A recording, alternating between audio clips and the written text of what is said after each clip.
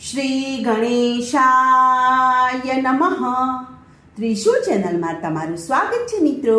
આજે હું તમારી સમક્ષ લઈને આવી છું ઓખા હરણનો ટૂંકમાં સાર એટલે કે ઓખા હરણની વાર્તા, જેમાં હું તમારી માટે લઈને આવી છું પ્રથમ કડવાથી લઈને 93 કડવા સુધીનો ટૂંકમાં સાર.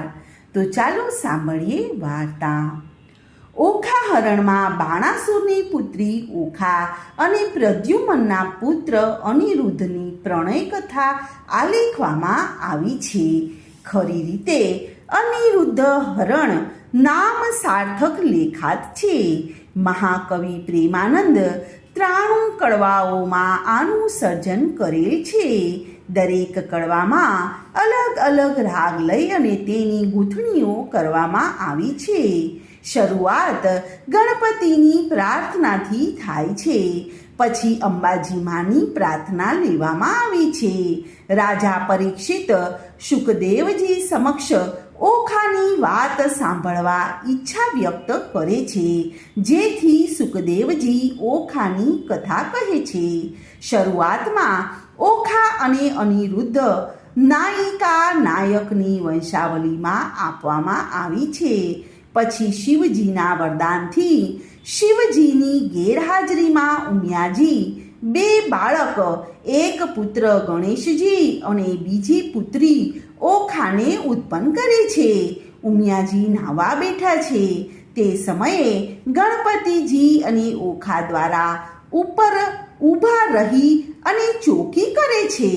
ત્યાં અચાનક શિવજી આવી ચડે છે. ગણપતિજી અને ઓખા તેમને ન ઓળખતા અંદર પ્રવેશ કરવા દેતા નથી.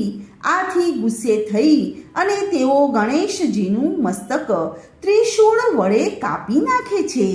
આથી ઓખા બીકની મારી સંતાઈ જાય છે.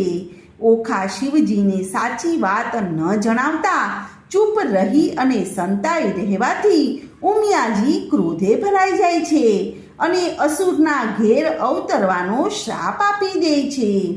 આ શ્રાપના ફળ સ્વરૂપ ઓખા બાણાસુરને ત્યાં જન્મ લે છે. બાણાસુર શિવજીની ઉગ્ર તપસ્યા કરી અને શોણિતપુરનું રાજ્ય અને 1000 હાથ મેળવે છે. તે બધાને પરાજિત કરી અને શિવજી સાથે લડવા જાય છે. ત્યારે શિવજી કહે છે કે તારો જમાઈ તારી સાથે લડશે અને તે તારી ભુજાઓનો ઉચ્છેદ કરશે. આથી કરીને બાણાસુર પોતાની પુત્રીને પરણાવવી જ નથી એ હેતુથી ઓખાને પોતાના પ્રધાન કૌભાંડની દીકરી ચિત્રલેખા સાથે એકદંડિયા માળિયામાં પૂરી રાખે છે. અહીં ઓખાને સ્વપ્નમાં પોતાનો પ્રિયતમ દેખાય છે. તે વાત તે ચિત્રલેખાને જણાવે છે.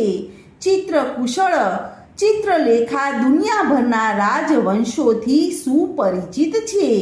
તે એક પછી એક ચિત્રો ચિતરતી જાય છે.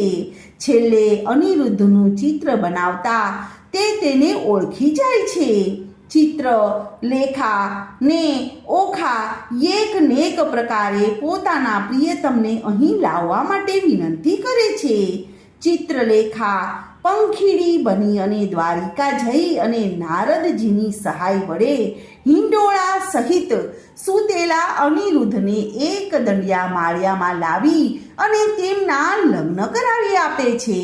પછી ચિત્રલેખા બ્રહ્મ સદન જવા વિદાય લે છે.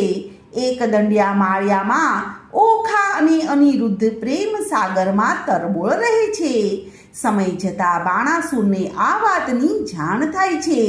બાણાસુર કૌભાંડને ઓખાને તેડી લાવવા માટે મોકલે છે. ઓખા પિતા પાસે જતી નથી ત્યાં અનિરુદ્ધ જાહેર થાય છે. આથી બાણાસુર અનિરુદ્ધને પકડવા માટે અવારનવાર અનેક સૈનિકો એકદંડિયા માળિયામાં મોકલે છે ને તે બધાને અનિરુદ્ધ એકલે હાથે પરાસ્ત કરી નાખે છે. છેલ્લે બાણાસુર પોતે ત્યાં સૈન્ય સાથે જાય છે અને બાણ વડે અનિરુદ્ધને બાંધે છે. બંધનમાં આવેલા અનિરુદ્ધને તે કેદમાં પૂરી નાખે છે અને તે અનેક પીડાઓથી તેને પીડાવે છે. આ બાબતની જાણ નારદ મુનિ શ્રી કૃષ્ણ ભગવાનને કરે છે અને ત્યારે શ્રી કૃષ્ણ ભગવાન અનિરુદ્ધની સહાય અર્થે ગરુડ ઉપર બેસી અને અનેક યાદવ સૈન્ય સાથે શોણિતપુર જઈ અને અનિરુદ્ધને મુક્ત કરે છે. આની જાણ બાણાસુરને થતાં જ તે શ્રી કૃષ્ણ સાથે યુદ્ધે ચડે છે. શ્રી કૃષ્ણ ચક્ર વડે બધાના હાથ છેદી નાખે છે, ફક્ત 2 હાથ જ રાખે છે. આથી બાણાસુર શિવજી પાસે જઈ અને ફરિયાદ કરે છે, જેથી શિવજી પોતાના પુત્ર અને ગણો અને સૈન્યો સાથે શ્રી કૃષ્ણ સાથે યુદ્ધે ચડે છે. શિવજી અને શ્રી કૃષ્ણનું યુદ્ધ ભયાનક સ્વરૂપ ધારણ કરે છે. ત્યારે બ્રહ્માજી વચ્ચે પડીને બંનેઓને શાંત પાડે છે. છેવટે શિવજીની સમજાવટથી બાણાસુર શ્રી કૃષ્ણને માફી માંગે છે અને ઓખાને અનિરુદ્ધ સાથે પરણાવવા માટે કબૂલ થાય છે. શોણિતપુરમાં ઓખા અને અનિરુદ્ધના લગ્ન થઈ જાય છે. ઓખા અને અનિરુદ્ધ અને યાદવો સાથે શ્રી કૃષ્ણ ભગવાન દ્વારિકા પાછા ફરે છે.